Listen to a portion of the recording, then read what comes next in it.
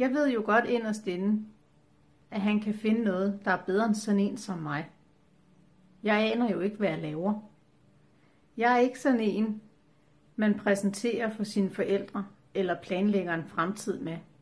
Jeg er jo bare Aya, barn af en misbruger og ude af stand til at tage en selvstændig beslutning og ansvar for mit eget liv.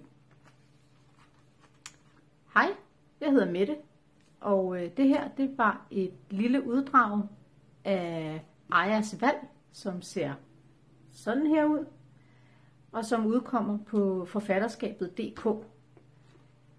Det er en historie, som er en blanding af egne erfaringer, og så er der lagt noget ekstra oveni. Ligesom Aya har jeg lidt af angst, og har haft nøjagtigt de samme symptomer, som Aya slås med. Jeg har også haft en opvækst med en far, som drak rigtig meget, så de erfaringer har jeg brugt i min skildring af Aya.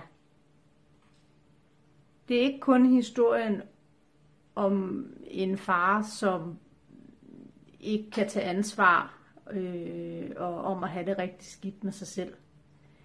Det er også en historie om at turde træffe nogle valg for sig selv og uafhængigt af, hvad andre må mene, at man skal. Jeg håber, at I vil læse bogen og nyde den lige så meget, som jeg har nydt at skrive den. Ha' det rigtig godt derude. Vi ses. Hej.